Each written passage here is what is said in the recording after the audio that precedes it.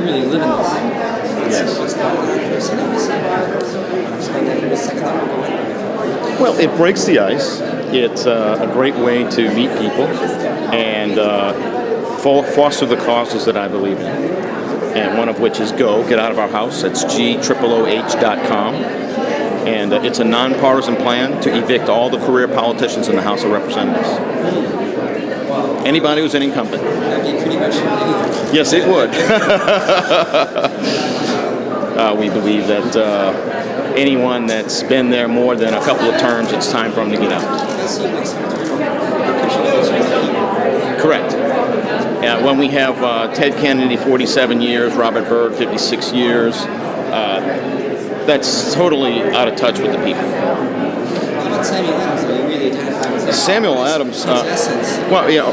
one of the things he said for our time is, if ever a time should come when vain and aspiring men shall possess the highest seats in government, our country will stand in need of its experienced patriots to prevent its ruin. And that speaks to us today. Do you think of the Constitution as a living document that almost frozen perfectly when it was first made? Well, it wasn't perfect because they wanted to keep the South in the Union. It was very fragile.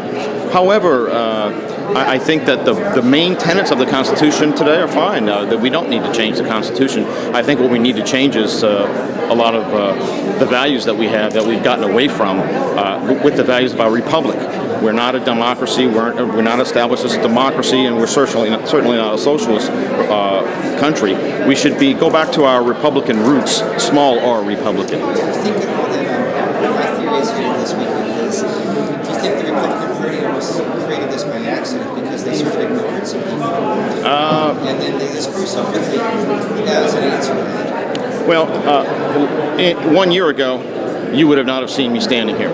I've never been involved in politics other than to go cast my vote. So there's a golden moment then when you make this decision? Yes, and in November 2008, when McCain lost the election, that was the most depressing moment politically for me in my life.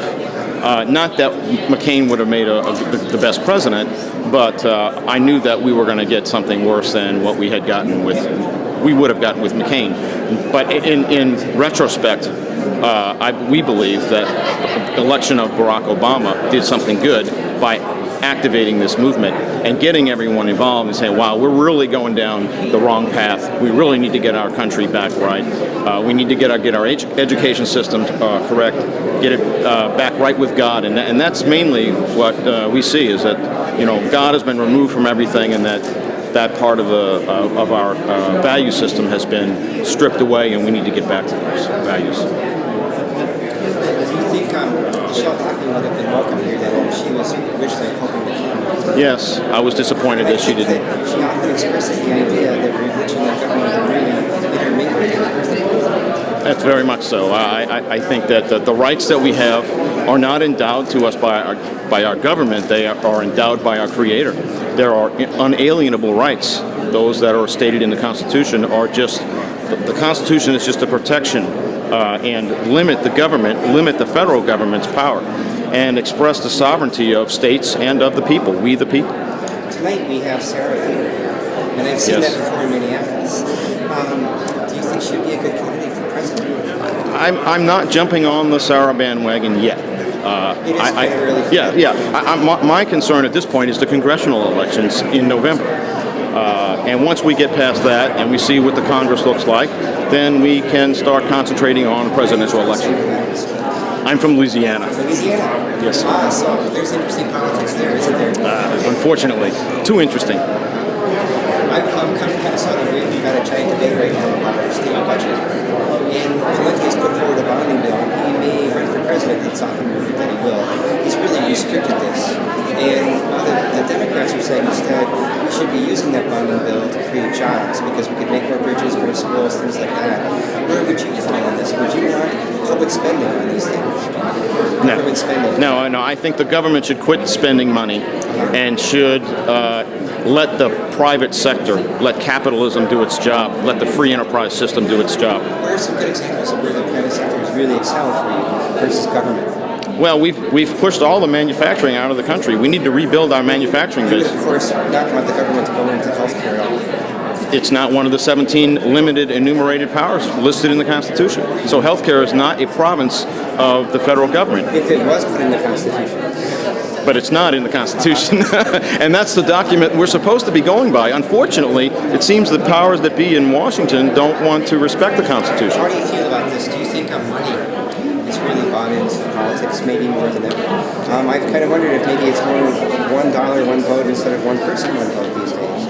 Do you think money has... Money is definitely a huge... in fact, I look with bittersweet apprehension on the law that was recently approved by the ruling of the Supreme Court that allowed corporations then unlimited amount of funds, because one of the problems I see is special interests in big business controlling both parties. In other words, whoever buys the campaign financing, whoever pays for the campaign financing, is getting their agenda run in Congress in Washington, D.C. I mean, when a guy who you think is a constitutional conservative goes to Washington, and 2 weeks later he's a rhino or a liberal, you're scratching your head. What happened? This guy, I knew this guy. He was a conservative. He was a good guy. He was a regular guy, a citizen representative, and he goes to Congress, and 2 months later, he's not fighting for my causes anymore. He's fighting for some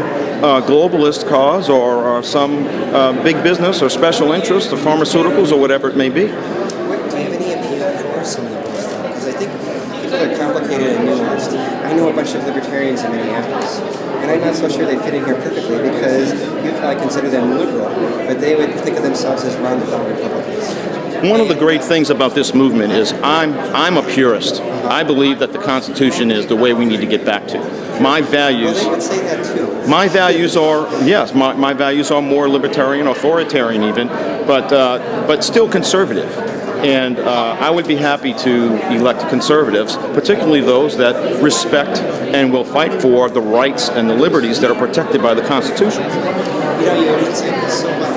Have you thought of yourself running or trying to take the step up? I haven't, but maybe some local politics, the school board or something. But I haven't thought that far out. My ambition is strictly limited to helping the country to get back on our feet. Have you read Malcolm Gladwell's book, The Tipping Point? I haven't, but I've heard that term. You probably get the gist of it, where we see, I think, a wave of thinking really going forward in this country. I don't think this is going to go away. And perhaps the thing that ties so many people together right now is their unhappiness with the current situation. Be it even on the left or right, I think everyone is currently unhappy. I think what we see is that the progressives and their agenda have sort of taken over both parties. The radical, the energy in both parties is progressive. And even though we elect a Republican or a Democrat, it's still a win in some cases for the progressives. And I think what we need is something on the right, something on the Constitution side, something that says we're going to fight for the Constitution. Just half step from the Republican Party and go poke them in the ribs and say, wake up to this. Well, to some extent, I'm a lifelong Republican. I've been Republican for 30 years.